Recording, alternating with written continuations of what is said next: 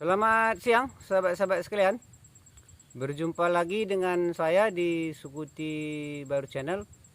Jadi hari ini saya ada di kebun. Dari pagi tadi kita melakukan cek tanaman seperti biasa. Nah, untuk membersihkan waktu, kali ini saya akan membagikan tips bagaimana sih supaya tanaman kelapa sawit kita di kebun cepat berbuah dan menghasilkan. Ini akan saya bagikan tips jitunya untuk sahabat-sahabat sekalian. Jadi kalau ada teman-teman menanam tanaman sawit harus 5 tahun baru berproduksi, harus 6 tahun, ada yang 7 tahun belum berbuah. Nah, kita akan bagikan tips jitunya pada hari ini di siang ini untuk sahabat-sahabat Sukuti Channel. Jadi 2,8 tahun sudah berbuah, sudah panen, 3 tahun sudah panen, dan maksimal 4 tahun sudah memiliki pemanenan pada ring ketiga, dan otomatis sudah bersaiz lebih besar dan tanpa kastrasi, dan biasanya sudah sampai di komodil 7 kilo sampai 8 kilo, bahkan ada yang 15 kilo. Jadi apa yang harus kita lakukan? Yang harus kita lakukan adalah pastikan sewaktu menanaman. Jadi inti daripada tanaman sawit itu cepat berbuah ada pada waktu kita pertama sekali melakukan teknik penanaman. Nah, ini dia sahabat tani. Jadi teknik penanaman adalah yang paling penting, urgent, harus kita perhatikan betul-betul, dan memilih bibit. Nah, ini ada dua ya, teknik pemanenan dan memilih bibit. Oke, saya kupas dulu yang pertama, teknik memilih bibit. Jadi sahabat tani sekalian, memilih bibit jangan terlalu tua dalam polybag. Oke, ini catatan penting. Kisaran 1 tahun sampai 1,5 tahun. Nah, ini dia ya. Jangan pilih bibit yang sudah 4 tahun, 5 tahun di dalam polybag, bahkan sudah pernah dipangkas atau dikastrasi. Ini tidak bagus untuk dibawa ke area pertanian kita karena ada semacam gumpalan yang penuh di dalam polybag, jadi akar semakin ruwet dan susah untuk menyebar mencari nutrisi. Nah, pertama, pastikan bibit Anda di kisaran umur 1 sampai 1,5 tahun. Kedua, teknik menanam ya. Jadi teknik menanam saya bagikan. Ini saya bagikan secara teori, nanti Anda simak dan Anda kerjakan kalau mulai menanam, atau mungkin kebun Anda sedang melakukan replanting. Jadi ini teknik penting. Setelah Anda melakukan pemancangan dan melakukan penggalian lubang untuk melakukan penanaman sawit tersebut, pastikan bonggol tertutup dengan tanah dan akar tertutup dengan tanah.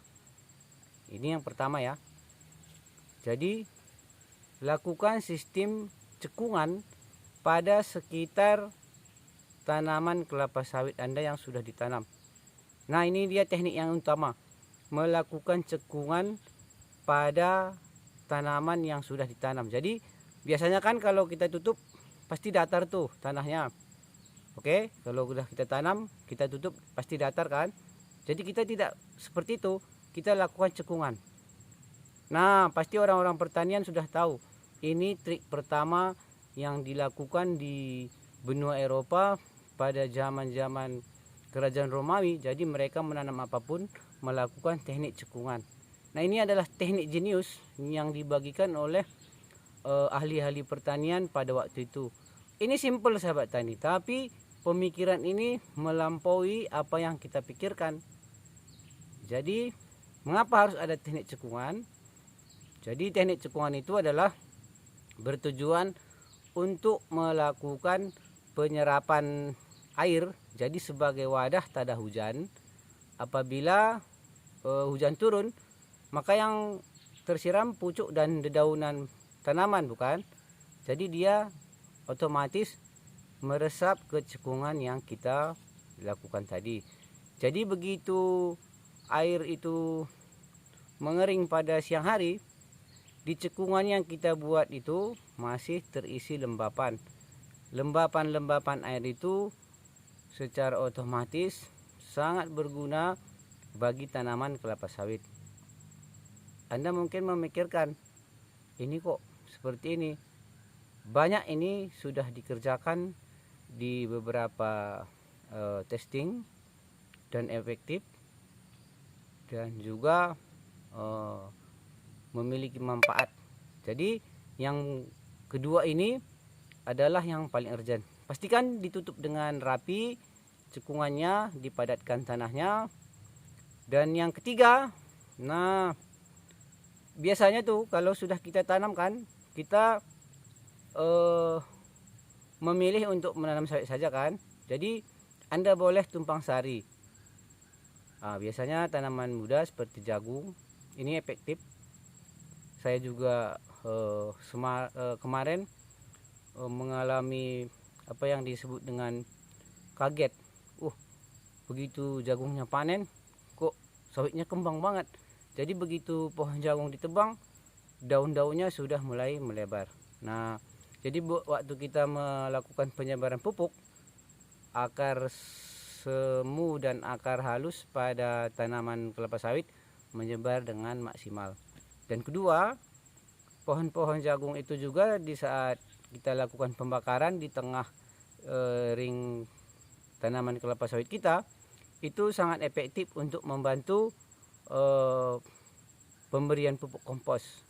Jadi disinilah hebatnya kita mengkalkulasi ketiga hal tersebut supaya tanaman kita cepat berbuah dalam waktu sangat singkat dan sangat efektif.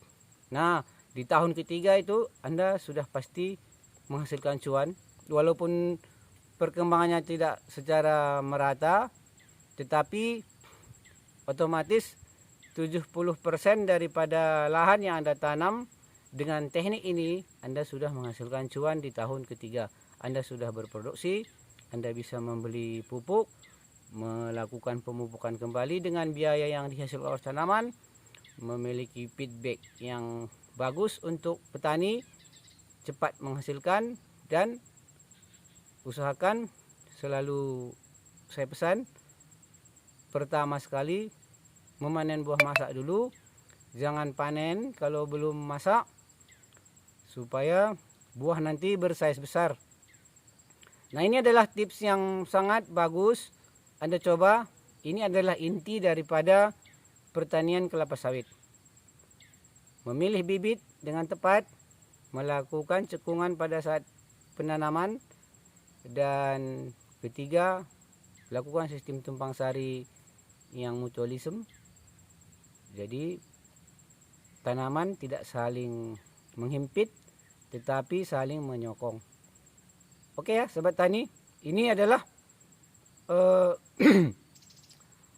pengalaman saya langsung. Jadi saya berani melakukan sharing di sini dengan pasti. Saya jamin pertanian Anda hebat, pertanian Anda pasti sukses.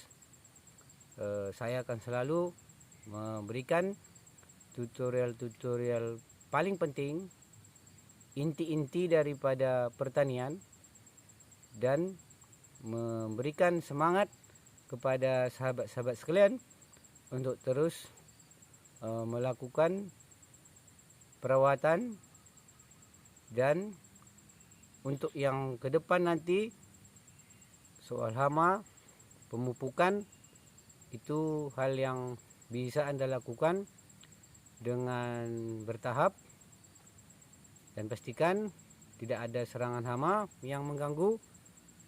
Otomatis Anda akan berhasil di pertanian tersebut. Selamat mencoba. Pesan saya, jangan pernah membuang waktu. lakukan terus yang terbaik, semangat terus, sukses. Terima kasih.